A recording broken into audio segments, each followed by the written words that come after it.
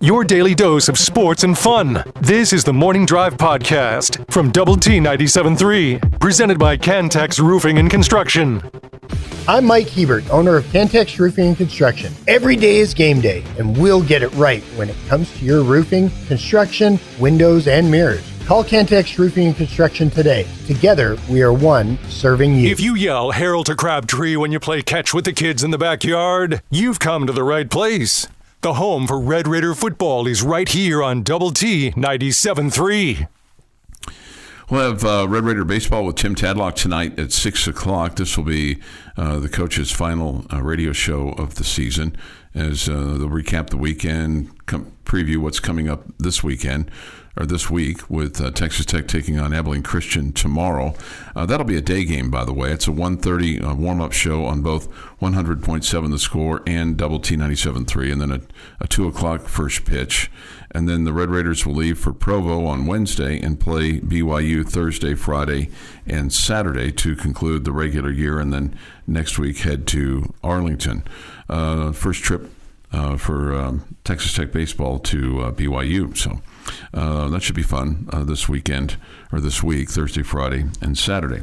We'll have Ranger baseball on the air for you tonight after Red Raider baseball with Tim Tadlock. They take on the Colorado Rockies, who yesterday fired their manager, Bud Black. And it's odd because not that they fired him, but on Saturday afternoon, and I thought this was so strange, Bill Schmidt, who's their general manager, on Saturday afternoon, he said this about Bud Black: "Buddy's doing a good job right now. They're showing up for work and playing with effort."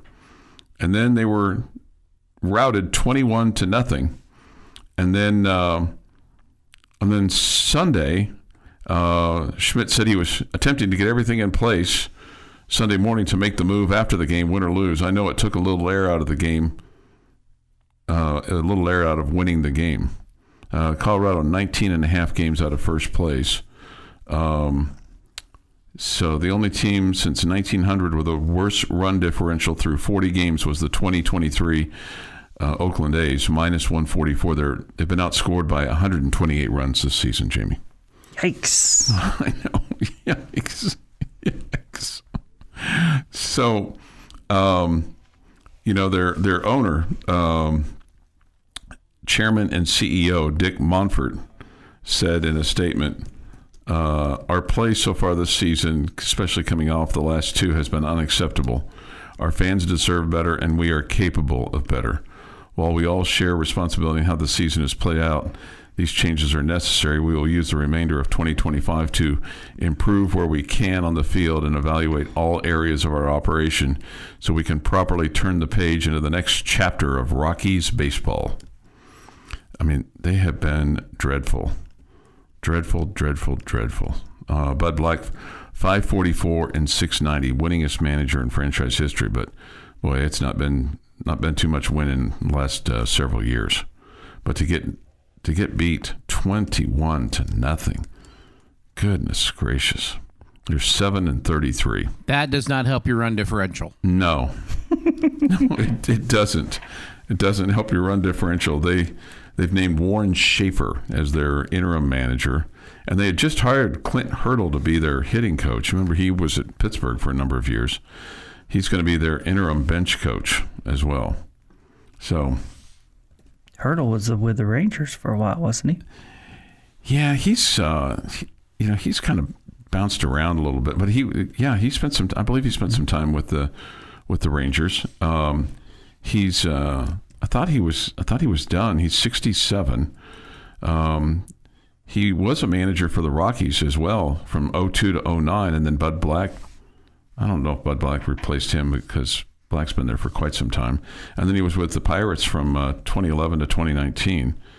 And so now he's back. He was with the Rangers in 2010. Okay? So now back with the Colorado Rockies. And we'll have the Rangers and the Rockies again tonight at 7 o'clock. But, yeah, you got to just, man, you got to be better. Just got to be, something's got to give there. Mm-hmm.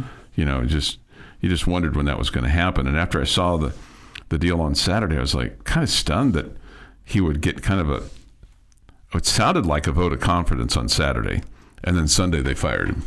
Yep. It's like, if you're going to tell somebody the dreaded vote of confidence. Yeah, right. If you're going to tell somebody on Saturday, hey, you're doing a good job. Buddy's doing a good job for us. Mm-hmm. They're showing up for work. They're playing with effort. They're getting their butts kicked, but hey. All right, so I want to spend a little bit of time on this, but how cool was it this weekend for Josh and Jae-Seung to play against each other, especially Saturday, and the tic-tac-toe and everything like that took place? Well, I mean, really cool for any set of brothers to do it.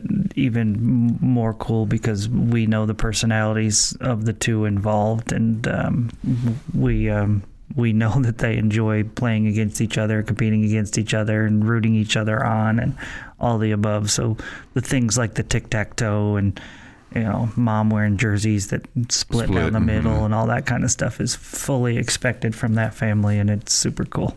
Yeah, it was super cool to see that, and Josh getting a home run yesterday. I think that stat is hilarious. He's the first player to homer on Mother's Day with his mother in the ballpark competing against his brother.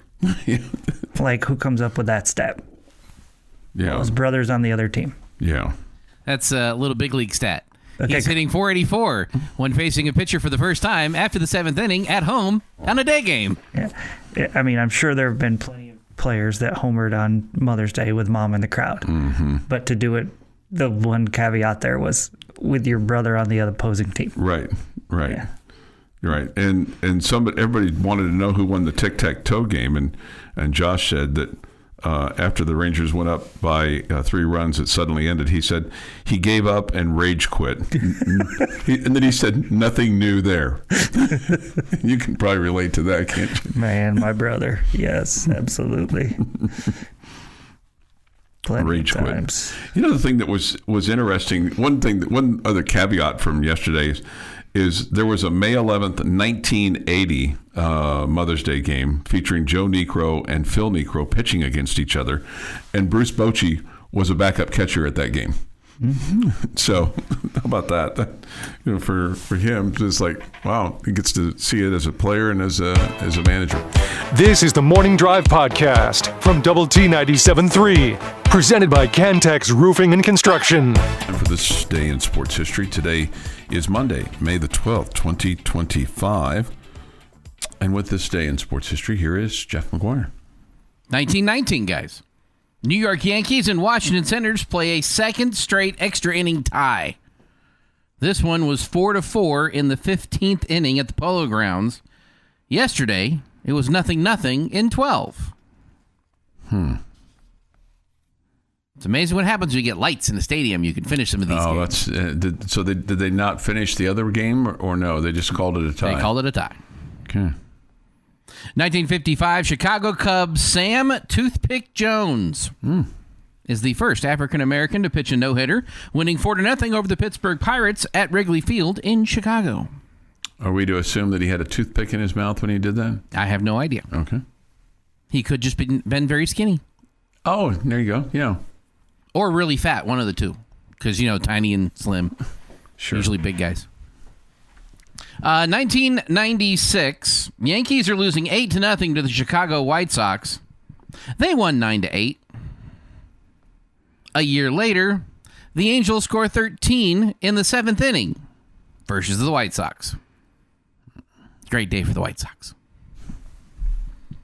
And in 2019, Texas Tech men's track and field team were crowned the 2019 Big 12 Outdoor Track and Field Champions. 4x100 meter relay team garnered first place finish of 38.83 on the way to breaking the Big 12 outdoor record by 0.02 seconds. Not a bad day for West Kittley's guys. Nope, they're moving.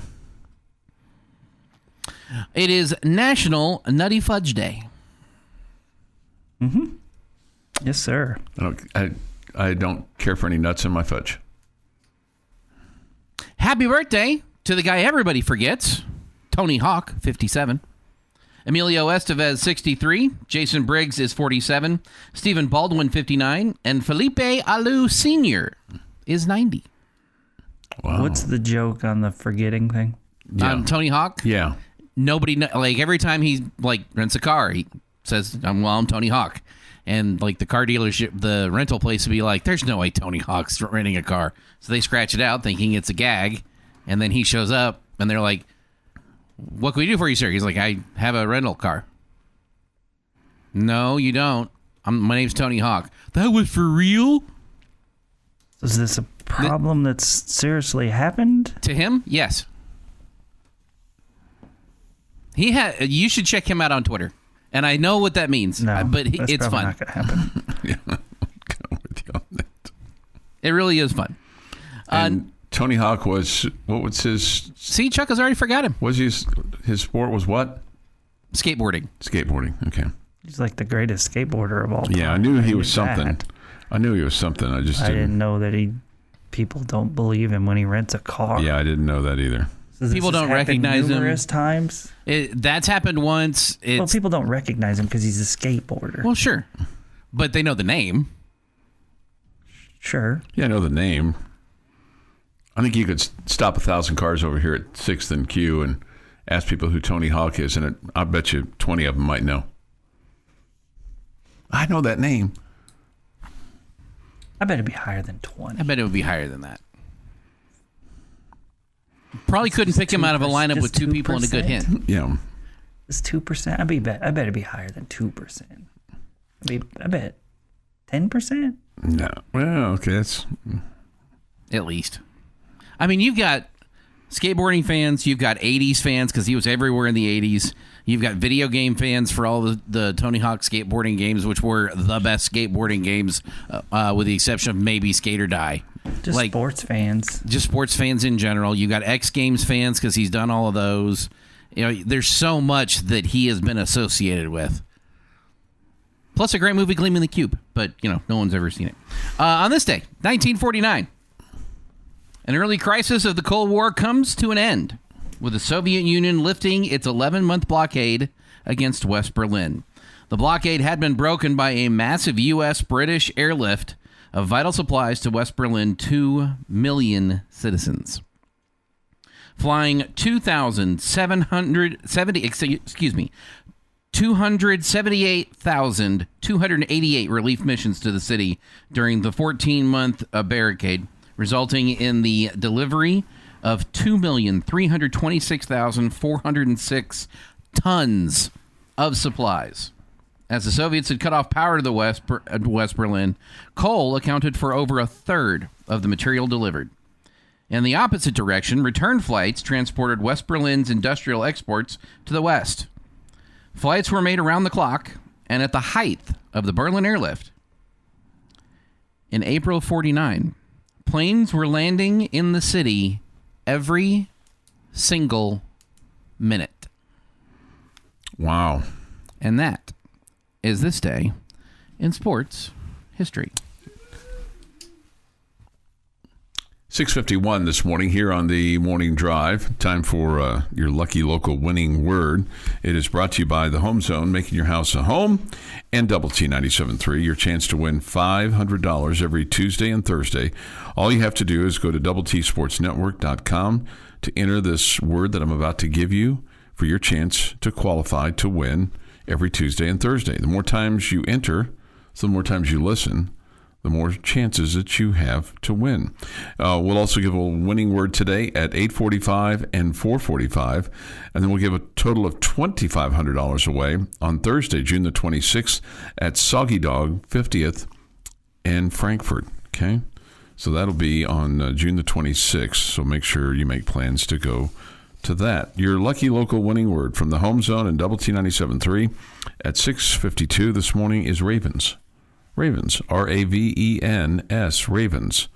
Go to DoubleTSportsNetwork.com, enter Ravens in after you do just a little bit of fill it out, and then you could win like Donna Martinez did on Thursday of last week. She won $500, so we want to give you $500, okay? So be cognizant of that. This from the Yates Flooring Center chat line.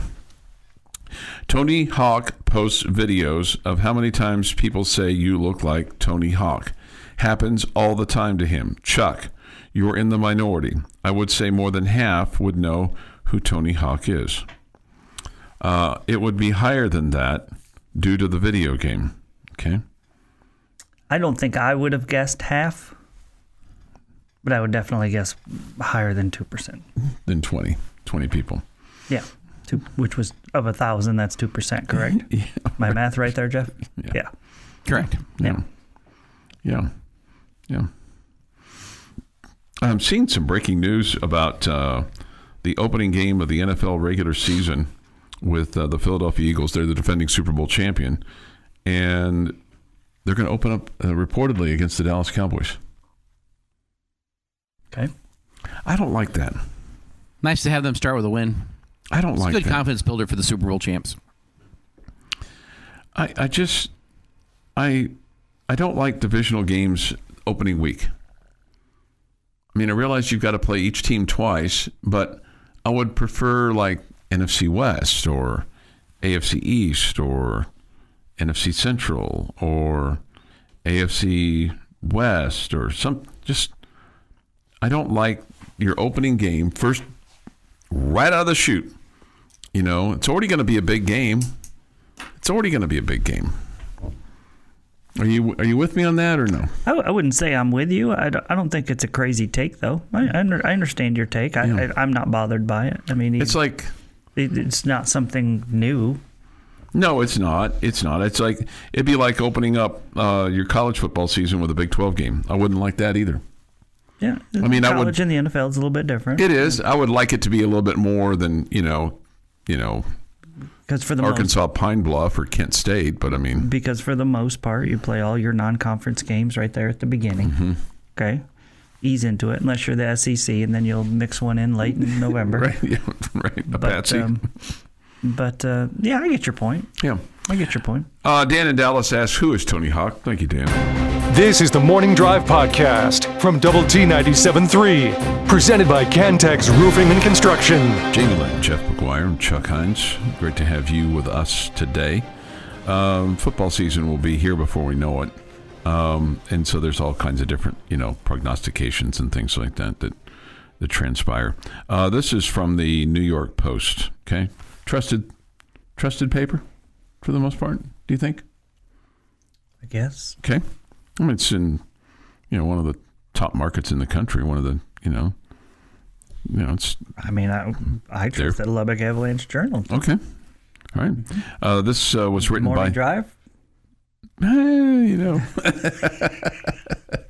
I mean, we're a trusted source of entertainment. We are not the show of record. No. We are a trusted source of entertainment, okay? It just felt funny to me that we were questioning whether the New York Post was accurate or not. But, I mean, here on the Morning Drive. Here on the Morning Drive. I feel like we should just, yeah. All right, this guy's name is Michael Leboff. He is self-described in this article as a long-suffering New York Islander fan, but a long-profiting sports bettor with 10 years of experience in the gambling industry. Okay, he loves using game theory to help punters win bracket pools, find long shots, and learn how to beat the market in mainstream and niche sports. Okay, so he's established some odds for the Big 12. Who do you think are these two are tied at the top? Okay. And it's not Texas Tech at the top, very top. But who do you think he has tied at the top, odds-on favorite to win the Big 12? And it's not Texas Tech. It's not Texas Tech. Arizona State, BYU. Arizona State is one. Kansas State is the other. Okay. He has Texas Tech as third. Okay. So K-State and Arizona State are plus 550, Texas plus 600. So if you bet 100, you get another 500, 550, on the plus 550, and then plus 500 plus 6 for Tech. Good luck to you. Yeah, right. I mean, that's the extent of my knowledge. Okay, all I know is you're tied. You're third, and you're the third most likely. You're the third most likely. Thank you. And then after that, it's Baylor, then BYU, Kansas, Utah. Okay, so those are 2, 4, top 7 teams, and then who do you think is the least likely to win?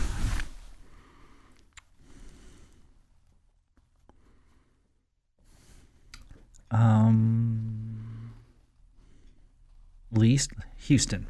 Second least likely to win is Houston.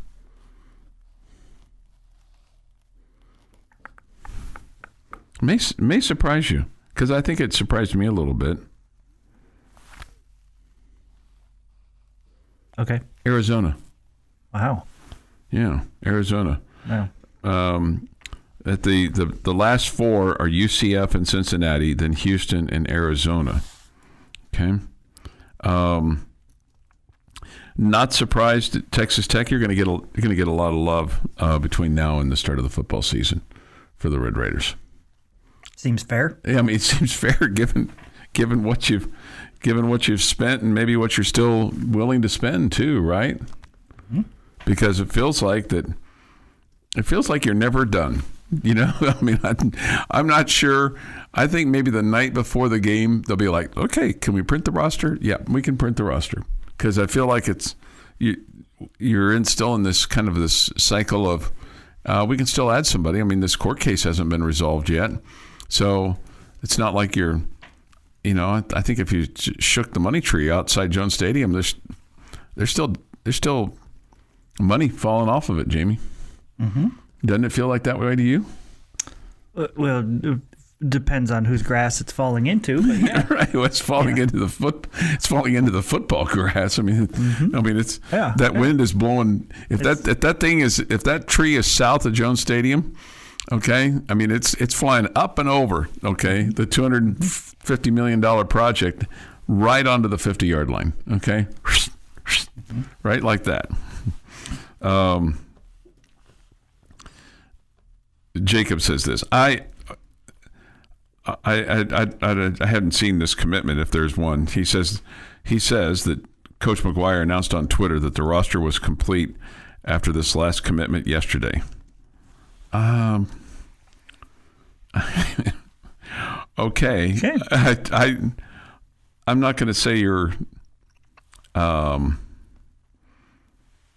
fibbing to us, but I feel like that it's never quite complete, right?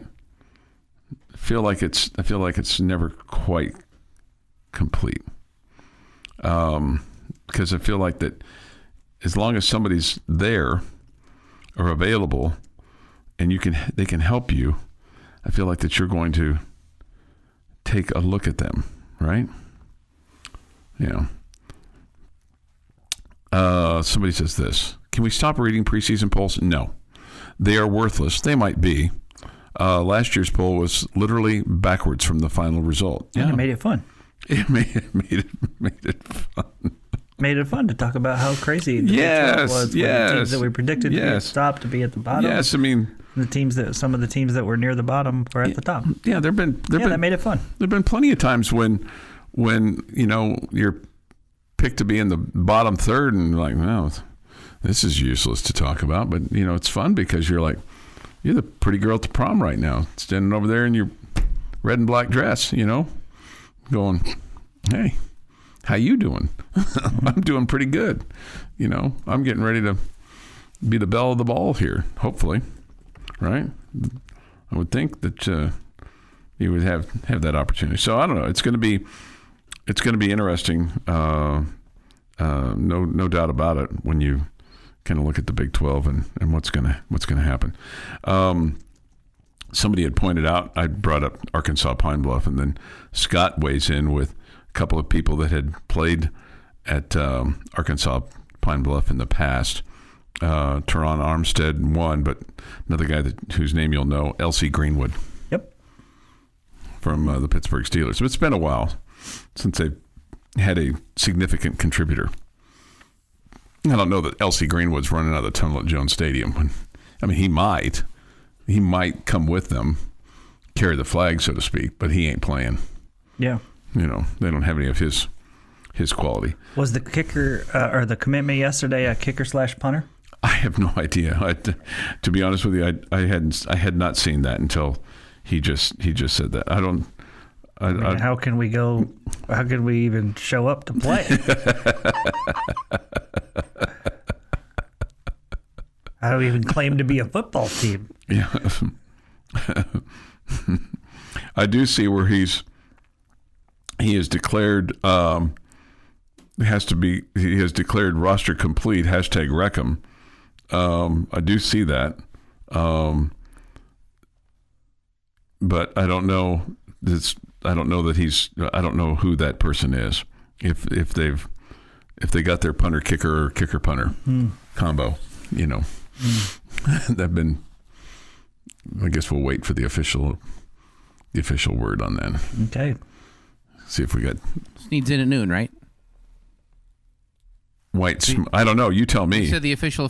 I did not. I said if it's official. Official word. I just said if it's official word. If it's official word. I mean, he's so erratic right now. I have no idea. Right. 7:24 this morning here on the morning drive. We'll see if it's complete or not. Jamie's question of the day is next at 7:30 here this morning and every morning on Double T 97.3 and Double T 97.3.com. You'll hear the Astros and the Royals tonight about 7:30 after the high school fan zone, which is at 6. You'll hear Red Raider baseball with Tim Tadlock, final episode tonight at 6 o'clock, and then the Rangers and the Rockies from Arlington at 7. The Morning Drive podcast from Double T 97.3 is presented by Cantex Roofing and Construction. Jamie's question of the day on Double T 97.3 is brought to you by Connecticut of West Texas. All right, gentlemen. I don't mean for this to be negative. Oh, boy. Okay? Mm-hmm. Because I think we could go positive and negative. And I think all of our questions would be or our answers would be very similar on the positive side of things. Okay. Like, for example, if I asked you to fill in the blank and said this, mm-hmm. The Red Raiders will not win, the Red Raiders will win the Big 12 championship because of, and I said blank. This is football, baseball, football. Okay, football. Okay. Red Raiders will win the Big 12 championship in football because of, fill in that blank. Mm-hmm. What would the answer be? Because the quarterback play will be better than I expect. Okay. Jeff? A new look defense. Okay. I was just going to go simply because you're more talented than most of the teams in the Big 12, if not all. Okay? With what you've brought in, mm-hmm. I would guess you're the most talented team in the league. All right? I don't know. Maybe I'm wrong. Okay. So let's flip to the negative side of things. Okay. The Red Raiders will not win the Big 12 championship because... If your offensive line is what you expect it to be and your defensive line can't put pressure on the quarterback, would you expect that to be the case? I don't know that I have one set answer for this. I would say trenches, like Chuck just kind of alluded to, because I'm still worried about where you sit there. I'm not worried about the trenches on the defensive side at all. At all. I'm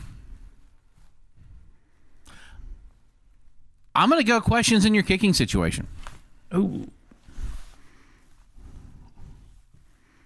Okay. I think, to me, the easiest answer would have been you're decimated by injuries.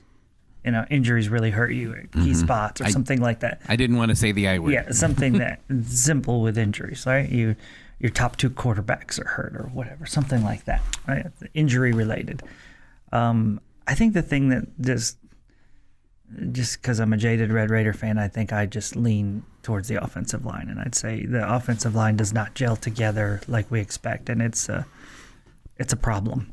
Even though you've brought in talented guys there, I just think we've seen in recent years so many offensive lines not be great that we're stuck. At least me personally, I'm stuck being worried about that until something shows me it's not. Proven otherwise. Yeah. Yeah. Yeah. Yeah. So that's where I am. Because I feel like,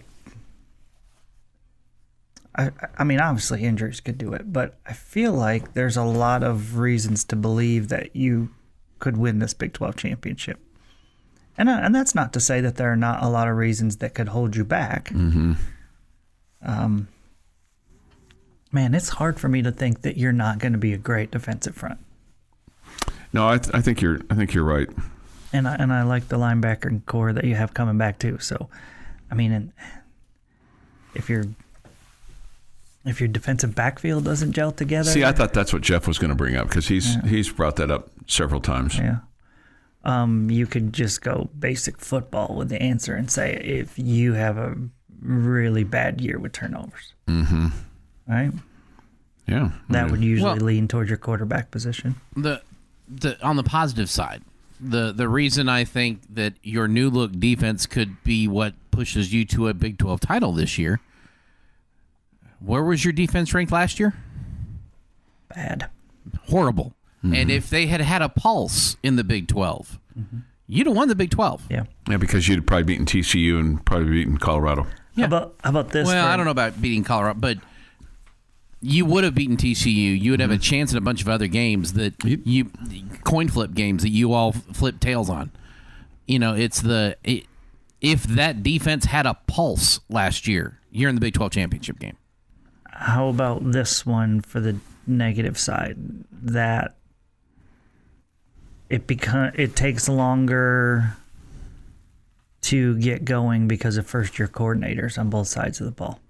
That it's not just a quick fix with new guys in a new system. Yeah, and which is easier? Is it easier to fix a defense when you've changed over your defense and hired a bunch of hired guns? I mean, brought in a really, really talented defensive line to complement your talented linebackers? I think defense is faster. Yeah.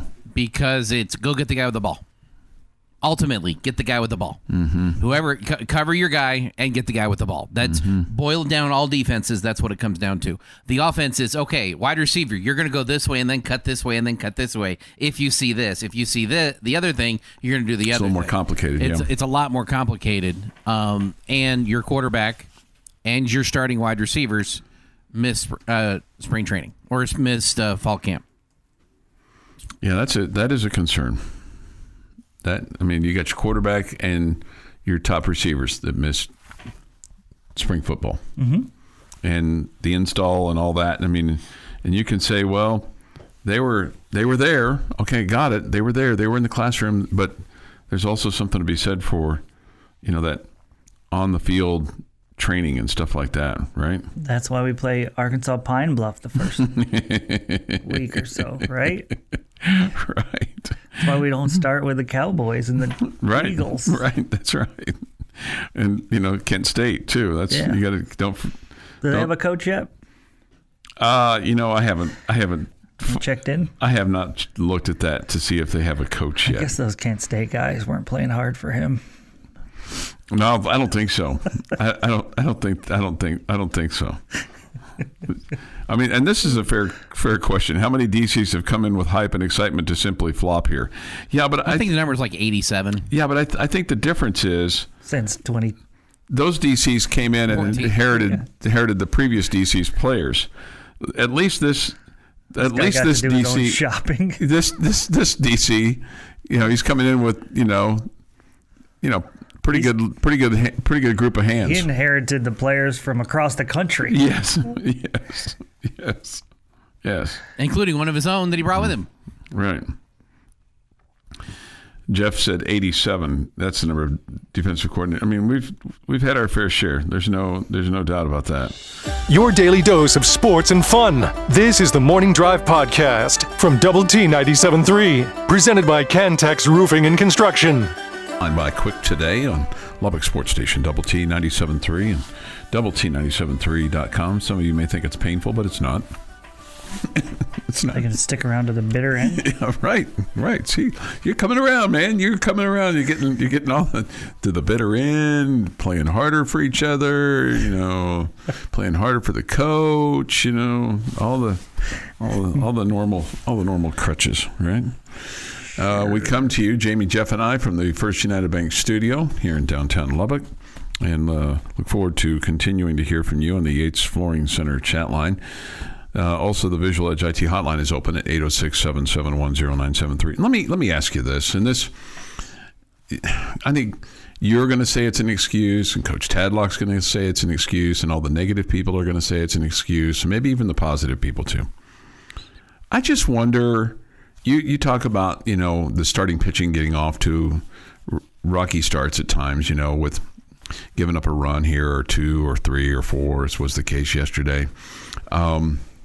You get down in a hole, and then the hitters are like, oh, my God, here we go again. I wonder, too, what the constant weather delays has done to this team, because you get out of your routine, and I realize it's that way for the other team, too, but the other team isn't the Texas Tech team. And I think I heard yesterday on the broadcast, 13 or 14 times you've been delayed by weather. And again, I'm not trying to use that as an excuse, but in terms of just your routine and kind of having to warm up, and then you sit in the dugout and then you wait for the lightning delay, and Friday night, for example. And again, I realize it's that way for both teams, but your team, Texas Tech, has really had to endure that this year. It seems more than previous years. Fair enough. I mean, it does feel like we had a lot of them this year. And I would tell you on days like, go back to last weekend, not this weekend, but last weekend in Morgantown. In Morgantown, okay. Where you played a doubleheader on Saturday, and then you didn't, and then you played one on Sunday. Mm-hmm. It hurts you in that you can't use Jack Siebert on Friday and Sunday. Yeah. Okay? So that hurts you. But then if I'm being, that's like, okay, weather kind of affected the series a little bit. But if I'm being,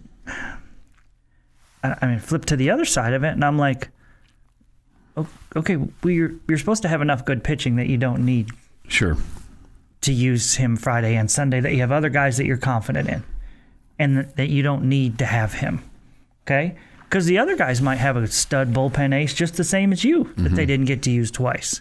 Just the same, okay? So, yeah, so Friday threw you out of your routine. Whatever, their starter had the same problem. No, I know that. And it didn't affect Sunday. Yeah. I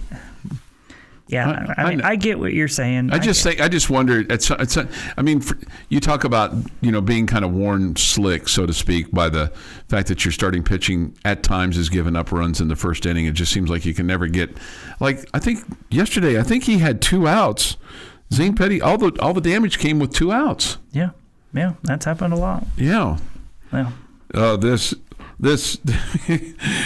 Okay. I'm going to take this as a compliment, okay? Even though it's negative. Blaming the weather for this disaster is a new level of spin. That's what I'm here for. The new level of spin. Okay? The fact is, this staff did bad evals, and the coaching has been bad. You know what? At some point in time, the players have to play, okay? And I realize that coaches make decisions, or they make decisions on who they're bringing in, and we can talk about NIL, and we can talk about coaches, we can talk about strategy, we can talk about all that. But at some point, players have to play too. At some point, they have to take some responsibility too. But I realize easier to get rid of 3 than it is to get rid of 25 or 30 or whatever the number is. If players do have to perform, and coaches have to coach them up, and that's why I don't think you can put it on one or the other. I think it's all a group thing. And I would tell you, just like in the years when you were going to Omaha, there have been some misses in recruiting, meaning guys that you thought you brought in that were going to perform well, and they didn't. And those things happened back then too. Yeah. Okay? Those things happened back then. You had a larger margin for error back then because you had more talent. Okay? I don't think the biggest problem is swinging and missing in recruiting. as far as thinking this guy was going to be good and he wasn't good. I think the bigger problem is you not having the resources to be in on those kind of players anymore. Okay? Those studs anymore. All right? Before, you didn't have to have the resources. You just had to be able to recruit. Now you have to have resources. And so you're not getting as many of those stud players. And so every guy that you think is going to be good and he turns out to be not quite as good, or he turns out to be not good at all, it sticks out more because you had those in the past too. Yeah. Okay? And I also think and because of that margin so small, you are so reliant on the guys that you have that you think, okay, we know what this guy can be and we need him to take a step forward and we need him to be really good and lead the charge. Right? Yeah. And there's guys on this roster that haven't taken that step forward like you needed them to. Okay? Is that on the player? Sure. Is that on the coaches too? I would say yes too. Yep, they got to develop the players. Again, so I am not sitting here telling you that that this staff was perfect and has done nothing wrong. I would also tell you in the years where we were in Omaha, the staff made mistakes, and they would tell you the same thing. Yeah, nobody's perfect, right? But the margin for error is so small now because you are not able to bring in as talented of players. Players that you are in on that have a number that you don't have a shot at. Because such and such is offering them this, and that's more than your whole roster is making. Yeah, or half of what your roster is making. You don't have a shot. I'm not saying it's all about that, but it is a massive factor. And just like I am accepting, and Chuck is accepting, and Jeff and everybody else, that the coaching staff is not perfect, you folks that hate the coaching staff and think they all need to be fired, you need to understand there is a huge factor here. I don't care what coach you bring in, unless you financially support them, they aren't going to be able to recruit like we used to be able to recruit. Period. It doesn't matter what coach you bring in. You ask any coach what the first question is with some of these recruits, no matter the sport. And it's like, here's what I need. Do you have that? Or here's what somebody else is offering. Yeah. Can you compete with that? Yeah. And if you can't, then you're out of the conversation. It's no matter how much you like grandma's gravy. I mean, if you don't have the casheline, guess what? All the things that are making our football and basketball programs great, you don't have that opportunity right now with baseball. This has been the Morning Drive Podcast, presented by Cantex Roofing and Construction. Check out our library of Double T 97.3 podcasts at doublet97.3.com.